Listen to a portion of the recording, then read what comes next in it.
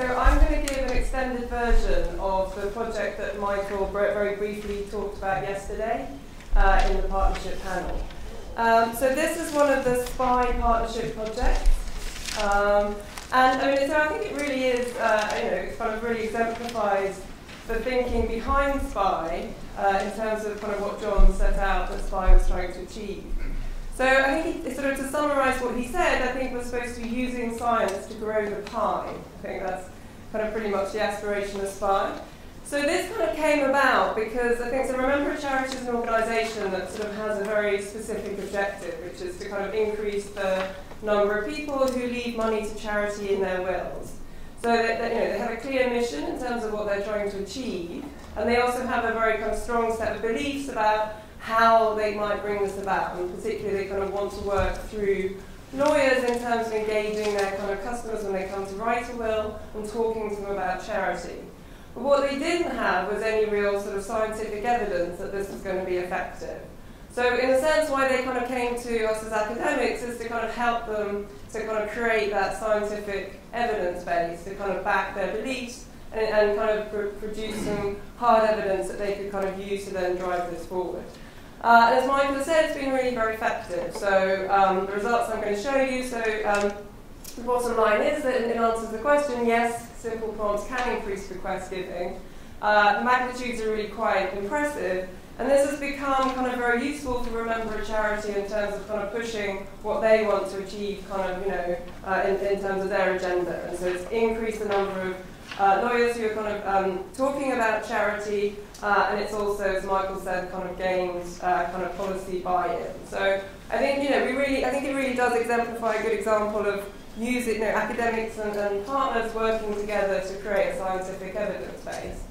And in terms of growing the pie, I think bequests are kind of an interesting sort of area of charitable giving to look at. So the amounts involved are really quite big. So I think it's kind of sometimes. So we're looking at the amounts people say they're going to leave to charity in their will. So there's a certain amount of kind of uncertainty because they don't know. We don't know yet. They're not dead yet. And we're not quite sure exactly how much they're going to have to leave when they do die. But we're talking kind of about sort of £40,000. So these are pretty significant amounts of money. We don't have the sort of the answer in this paper to if they leave more money to charity in their will, do they give less in their life? We're hoping to kind of get a bit at that. But I would hazard that a lot of this 40,000 is kind of additional money. So I think in terms of growing the pie, I think that's also kind of meeting the objective in kind of that respect too. Okay, so with that introduction, I'll just kind of walk you through the kind of the field experiment and talk a little bit about the results. So the title is slightly different from the one in the programme. So I've kept with the A Warm Glow in the Afterlife. I have a feeling this is one of the titles where you try and be a bit clever and it's not actually very informative, but you can give me some kind of feedback on that bit of the title. I might change that as well. The second bit of the title, Can Simple Prompts Increase Bequest Giving? So I've kind of, I've sort of downgraded the aspirations of the paper. I think in the programme it's kind of all about understanding bequest giving, but actually, we're not saying everything there is to know about bequest giving in this paper. We're actually just addressing this very simple question: Can simple prompts increase bequest giving? So it's kind of a much more realistic title than the one in the programme. Okay, so right, so let me talk you through the study and the results. So charitable bequests are pretty important in terms of charities' total voluntary income. So I think in terms of kind of global giving, the UK is a country that has the highest proportion of bequests in terms of charities' voluntary income. So in the UK, they account for 20% of total voluntary income. So by voluntary income, I mean sort of bequests plus kind of donations from the living. I think in the US, the figure is around 10%. So that's 7. Okay, thank you. So they're a sizable chunk of total giving. But there's been an awful lot of experiments run by academics interested in giving, but the kind of the area of bequest giving has been kind of relatively neglected. Compared to the number of studies which are about how to kind of elicit donations from kind of the living, in terms of kind of getting people to think about the donations when they die, I think that's kind of a relatively less studied area. So we're kind of filling that gap. So the big question that we really like to answer is kind of what determines bequest giving. So that was the initial sort of subtitle of this paper. I don't think we're kind of going to address that big question in this paper. So what we're doing is actually kind of slightly more modest. So what we do is a trial with a legal call centre involving kind of small changes to the will, the script that the kind of the lawyers talk their clients through in terms of kind of writing a will. So this isn't kind of a face-to-face meeting between a client and their lawyer. These are people, so they're kind of, they have a reasonable amount of money, but they're not kind of high-end kind of wealth individuals. But they just kind of would like to quickly and easily make a will, so they can do that by ringing up a legal call centre. And then they get talked through a script, and then they kind of end the process with a will. And what we're doing is kind of changing the script that the lawyers talk their clients through. So that's kind of what the trial is about. So I think what we're kind of contributing to the literature is kind of looking at kind of the effect of sort of nudges and social mechanisms and prompts in a kind of a new setting. So this is kind of bequest giving, not kind of donations that you're going to kind of make now. I think another thing, quite nice thing about this paper is we're also able to kind of compare the effect of the nudges, the prompts and kind of social mechanisms with those of kind of standard economic incentives. So the kind of the price of bequest giving is kind of determined by estate taxation. We can kind of obtain some estimate of the kind of the sort of the effect of price on sort of leaving money to charity in your will, and we can compare that with the magnitude of the response you get just by kind of prompting people. So I think that's kind of nice. I think, as economists, we think that, or I think that kind of standard economic mechanisms should work, and it's kind of nice to compare the sort of social mechanisms with the kind of traditional sort of price economic mechanisms. And then we also, along the way, we do have some insights into bequest giving, which I think is interesting in terms of who responds. Right, okay. So the findings, give you a quick overview. So we find that simple prompts are a powerfully effective way of increasing bequest giving. So, the results suggest that just adding kind of simple prompts can result in a sort of more than doubling of the proportion of people who will leave money to charity in their will. So that's a pretty big change. In terms of kind of how the sort of prompts compare to the effect of inheritance tax, the effect size is equivalent to a sort of 20% reduction in the price of giving through inheritance tax. The other kind of interesting thing, this is kind of the insights into bequest giving. So we find that all of the response comes from individuals who don't have children. So this isn't perhaps surprising, but I guess, it kind of does suggest that, people are choosing between sort of the children and the charity. And kind of, they still, so even if you kind of prompt them, most people with children would kind of still prefer to kind of give to their children rather than charity. If you kind of give them these sort of simple prompts, I think in follow-up studies we'll be interested to see whether there are sort of possible mechanisms for kind of changing the trade-off between those two. And perhaps, it's not either or, but it's, slightly more to one and slightly less to the other. Right. Okay, so what did the trial involve? So in terms of kind of partnership projects, so actually this is the first time I've ever done a field experiment. Michael kind of does them, I think it's about 5 before breakfast, so he's much more used to the processes of running field experiments than I am, but I learned quite a lot, I think. So first of all is the kind of the nature of the field experiment. The data you've got is kind of constrained by the organisation you're working with. So there are certain things you'll see here where we wish we kind of had other data to kind of allow us to do the analysis. And the other is kind of the sort of I think the time scale and having to kind of come up with the detail of the treatment that you're trying to implement. So that's kind of been quite interesting in terms of running field experiments. So it ran, I think, from the data kind of covered the period January 2012 to March 2013. It's working with kind of one legal call centre. Within that call centre, the treatments were kind of introduced for 8 different lawyers, and between them, those 8 different lawyers wrote, 2,664 wills over that period. So it's actually kind of quite a nice big sample we've got to work with. In terms of the client, the typical client, their average age is 57, most of them married, most of them have children, and their median assets are 235,000. So this is their assets now. So they're not right at the brink of death. So this is kind of what their current wealth is. Obviously, they could well die with kind of more or less than that at the end of the day. But so they've got some wealth, but they're not kind of the super wealthy. At the court, the will-making process that the call centre runs is kind of a 2-stage process. There's an initial call where the client rings and kind of says they want to kind of they want to write a will, and there's some initial data collection. But then there's a sort of second call where the script is actually kind of followed and the client has the will. and the treatments are introduced at the second stage. So the treatments, the changes to the script are kind of introduced at the second stage. Okay, so essentially I was talking about kind of constraints of the organisation. So the call centre had committed to introducing prompts. So there was no way of kind of randomising a complete control. So because they basically had publicly committed to introducing kind of some kind of prompt. So in a sense, our control group isn't a kind of a randomly selected kind of control group at the time of the treatment. It's actually kind of a baseline period, so it's kind of prior to the treatments being introduced. So the baseline period is January to September 2012. So this was kind of business as usual. There was no mention of the will, no mention of charity in the script. And in that baseline period, 5.6% of clients made a bequest to charity. So they kind of brought it up. They kind of cared enough about charity to introduce it themselves. The treatment period ran September 2012 to March 2013. So the lawyers were randomly allocated to one or two different treatments. So we're just randomly allocating between the treatments. The control comes from this earlier period. So the first treatment was what we call a weak ask. So it's simply kind of raising the issue of leaving a bequest to charity with the client. Would you like to leave a charitable gift in your will?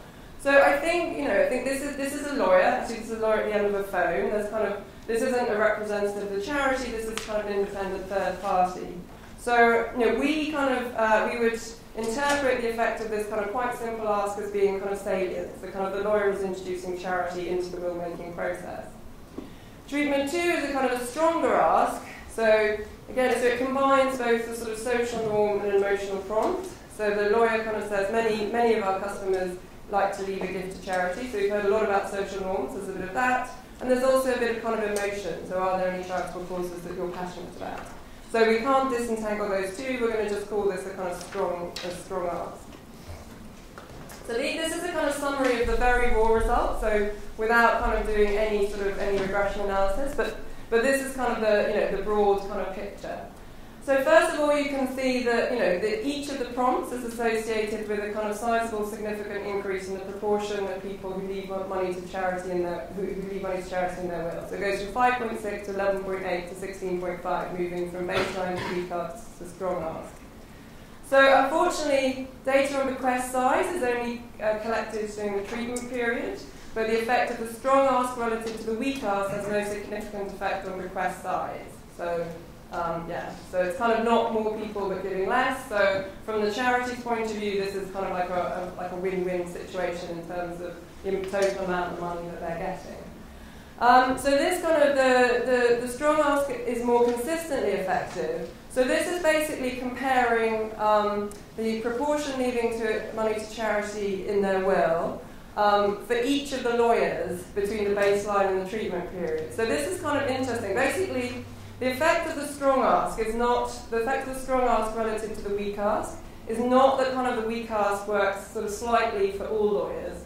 It's just that it basically doesn't work at all apart from for one lawyer. So the effect of the strong ask is more consistent. It kind of works for every single one of the lawyers who was randomly allocated to that strong ask treatment. So that's kind of giving some insight into how it was working.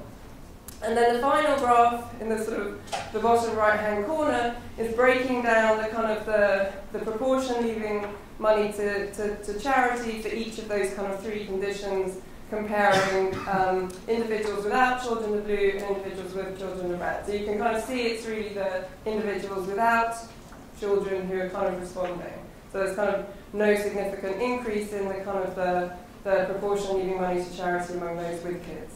Okay. So these are these are the main findings. What I just want to talk you through is a little bit of additional robustness analysis we've done because, as I said, the design of the trial wasn't a kind of pure randomized allocation across the three treatments. So we just want to do a bit of further work just to check that these results are statistically significant and robust. So we've been looking a bit at so the first thing we want to think about is those treatments relative to baseline. That's just a before and after comparison because we don't have the random allocation. So do we believe this, or is there just something different about the treatment period relative to the baseline period? So the way we kind of analyse this, it's a before and after comparison. We can include lawyer fixed effects. We can control for client characteristics. So we run regressions with assets, age, children, marital status. And we also include some time variables. So we don't know exactly when the second interview took place, but we have information on the month of sale, which is effectively when the client paid for the treatment. So the graph kind of shows the proportion, so the bars are kind of the proportion leaving, so my axes have moved unfortunately.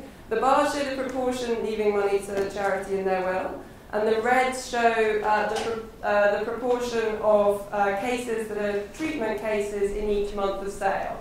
So what you can hopefully see is there's no evidence of any kind of pre-treatment trend, and kind of the pickup in the proportion leaving money to charity in their will is kind of coincident with the kind of the rollout of the treatment. So just so in terms of regressions, we've just kind of got some. So we're looking at the pooled effect of both treatments relative to the baseline, with no controls, including demographic controls, and then including demographics and month of sale controls. So the effect of the treatments relative to the baseline is kind of pretty robust, and the kind of, similarly kind of the separating out the effects of kind of the treatments for those with and without children is robust. So that's kind of one bit of robustness analysis. And then in terms of kind of the second bit of robustness analysis, so this is where we have a kind of genuine, randomized controlled trial, so we can kind of compare the effect of the strong ask relative to the weak ask in a sort of classic kind of RCT analysis. The treatment is allocated at the lawyer level. There are only 8 lawyers, so we might worry that there's kind of a small number of clusters. So we kind of run a bunch of different specifications just to kind of confirm that the strong ask has a significant effect relative to the weak ask, even across kind of all the different sort of specifications that you can kind of think about running. And again, you can see that the effect is kind of driven for those without children. So I mentioned briefly the comparison with estates taxation. So what do we do here? So in the UK, basically estates tax at 40% is payable on your estate over 325,000. That's kind of like a single cut-off. So we can kind of do a sort of regression discontinuity design by looking at the proportion who leave money to charity on either side of this 325,000 cut-off. So what you can kind of see in the graph, so this is kind of the distance from this tax threshold, and the lines show the proportion leaving money to charity on either side of that kind of the threshold. These effects are quite powerful. So, in the paper we kind of do a bunch of kind of regressions and kind of find a statistically significant effect of this threshold for kind of in all specifications, which is quite surprising perhaps, because these aren't people who are yet facing the estate taxation. They're still alive, but they're kind of anticipating being on either side based on their current wealth. So why is this? Well, so I think in the UK there's been, I think as in the US, there's a kind of a big policy debate about estate taxation. It's incredibly unpopular. And I think, both the presence of estate taxation and the kind of the cut-off limits are quite well known. And in fact, there was kind of additional debate about reforms to estate taxation at this kind of point in time. So to me, it's actually quite convincing even that kind of people are responding to the kind of the estate tax limit, even though it's, they're not directly facing it, they're just anticipating facing it. And so we use this to kind of get our sort of estimate of how people respond to kind of the changes in the price of giving through estate tax, which we can sort of pretty much double the effect of the kind of the prompts. Interesting, again, we also find, so we kind of run the kind of regression discontinuity analysis separately for people with and without children.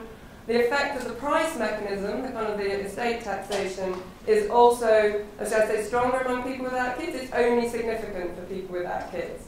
So what you're getting is kind of people are responding to social mechanisms and price mechanisms in kind of similar way in terms of magnitude and also in terms of the nature of the response. So for most people, it really is kind of charity or kids, and you can't really get them, the people with kids, to kind of give money to charity using social mechanisms or price mechanisms. Okay, so the next step. So as I said, this was, this study was being, quite useful for a member of charity. It's kind of, they viewed it kind of very positively, and it's helping them kind of make their arguments. And on the back of that, we've also recruited a bunch of other kind of solicitors firms, and we're kind of currently developing, I think, 8 kind of trials we have sort of negotiated with firms, and another kind of 5 in discussion. So what we like to do is to kind of think about different settings. So the co-op is a kind of particular type of firm of lawyers, with kind of a sort of specific way of delivering wills and a specific customer group, so we like to try it in different settings. We like to try a wider range of prompts, kind of think about other sort of, other motivations that people might have to leave a bequest that we might be able to kind of play on. And we'd also like to try and find ways of getting at any trade-off between bequest giving and kind of current giving. So thanks very much for your time.